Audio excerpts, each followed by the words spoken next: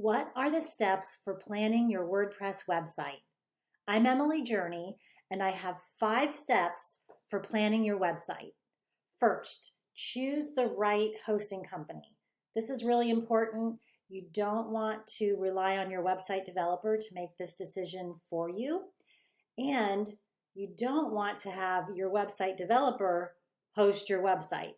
That's not what they do best. There's usually an ulterior motive for hosting your website for you, even if they're not charging you anything for it. And I have more on making that hosting decision in another video if you go to my channel. But in short, hosting, very important decision. I recommend 2 companies, WP Engine and SiteGround, for hosting websites. So WordPress websites, those are the 2 companies that we recommend to all of our clients. Number 2, choose the right theme for your website.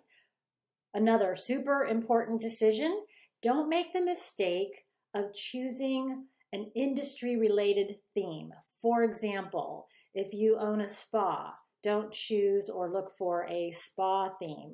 If you're a real estate agent, don't get a real estate theme. So restaurant, don't get a restaurant theme. So forget about industry-related themes. That's just kind of a tactic for selling themes. If you like, oh, mine's the restaurant theme. So what you want to look for in WordPress themes is flexibility in editing, popularity. So you don't want something that's really obscure and unlikely to be supported going forward, because themes do need to have security updates on a regular basis. And those should be automatically pushed through from the theme provider. And you want a theme that's not any particular industry, but something that's more like a blank slate. That didn't used to exist in WordPress, but now it does. So there are 2 themes that I recommend that meet these qualifications. They're flexible, and they're also like a blank slate, and they're the 2 most popular themes chosen by website developers. They are the Divi theme and the Aveda theme. So you can just do a Google search for Divi theme or Aveda theme, and those themes will come up. Third, finalize your colors and fonts. As far as colors, those just need to be your brand colors. You really shouldn't go very far or anywhere with a designer until you know what those colors are. So if you're wanting to make any changes to your colors or your branding, kind of get that out of the way before you start planning the rest of your website. The other thing that is kind of related to brand is your font selections. So your fonts, there are usually 2 fonts on a website. Sometimes there's only 1. And other times there may be 3 fonts, but 2 is pretty typical. And what you're looking for is the header font. What's the font that's going to be used for the headers? It's the larger font for headings throughout the website. And then there's the body font, also called paragraph font. And that is the font that's used throughout the website. It's the most commonly used font. It's the small font that is, articles are written in body font, descriptive text, but it's the most common smaller size font. It's not the heading font. So sometimes that'll be the same font for the heading and the paragraph, and it's just the heading font is maybe bolder and of course larger. The important thing about body and paragraph, body/paragraph font, is that it be highly readable, because it's the most frequent font on the website. And so your website user is spending most of their time reading the paragraph font or the body font, and it needs to be highly readable. So nothing fancy. I like a sans serif font, but it needs to be crisp and clear and easy to read.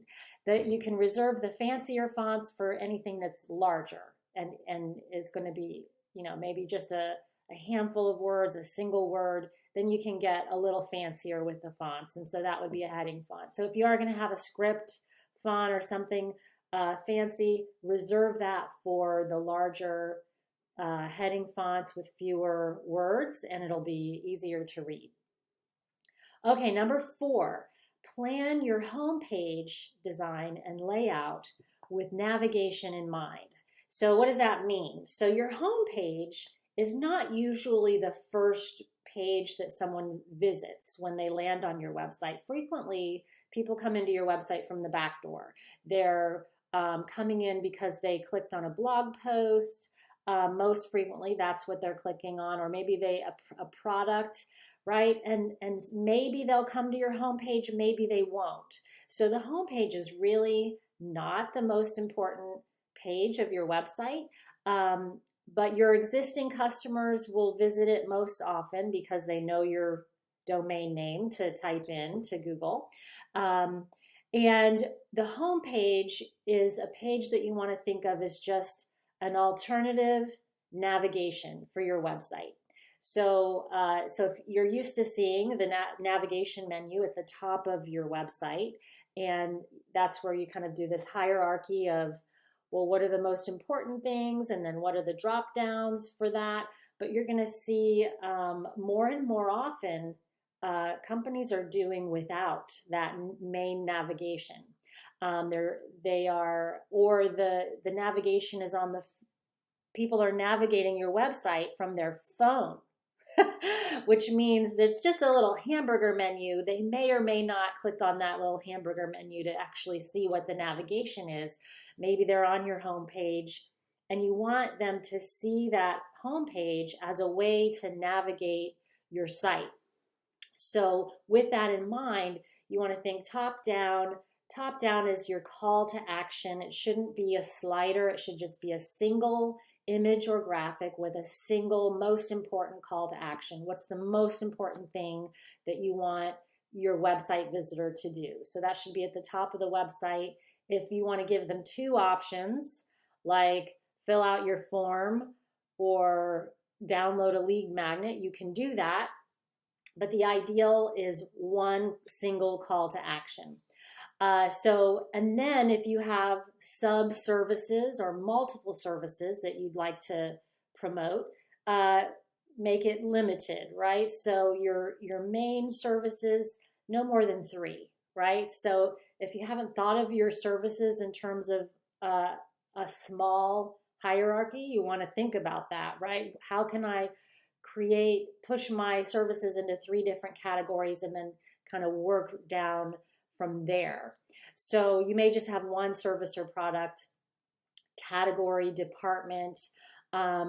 So think of your products in that fashion, and then that organization of categories, departments, individual services should come right after that call to action section, so that people are like, okay, I'm in the right place. Where do I want to go? What is the service that I'm interested in?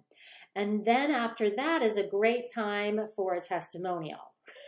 so testimonial, and then again, call to action. You read this great testimonial.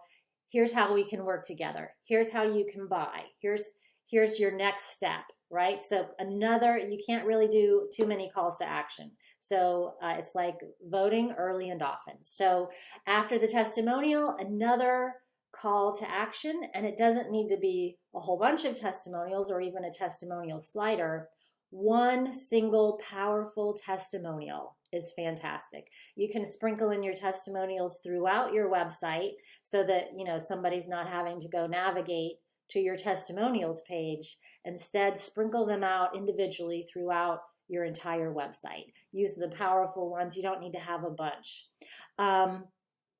And then so those are the main, most important components of your homepage, and you really don't need to add in anything like about us, our values, frequently asked questions. You might add navigation links at the bottom of your page, but really you don't need to add additional. You might add, so here is a good thing that is good to add kind of at the bottom of the home page, but above your footer section, and that would be your a collection of your blog posts, specifically your SEO optimized blog posts. It's great to have that at the bottom of your page, links to those individual posts that you're trying to help rank high for search engine optimization, so that people can actually see your website. Okay, finally, number 5, get WordPress training. That's what we do at my company. And we get requests for WordPress training all the time for individuals one-on-one, as well as for companies that want us to come in and train their staff. So it's custom, it's not pre-recorded, it's live, it's in person, or it can be virtually through Zoom. Now, you may be thinking, well, I'm having a professional company build my website, so I don't need to learn WordPress. I don't need WordPress training. But what will often happen is that a company will reach out to us after their website has been built, and then they want WordPress training so that they can make changes quickly to their website. And so we'll do WordPress training, and then they'll realize they should have gotten WordPress training first. So what happens is, even if someone else is building your website, it's great to understand WordPress and what the limitations are and what the best practices are and what it's really capable of doing. And so when you get WordPress training, it will help you have better conversations with your website developer, and it will help you also make better decisions, right? So you'll be able to ask the questions that you really didn't know to ask, and you'll understand the questions maybe that your website developer is asking. So you can then be more engaged in the website development process, as well as be equipped to edit and update your website after it's built. So reach out to us for WordPress training if you're thinking about refreshing or building a brand new website. We look forward to hearing from you.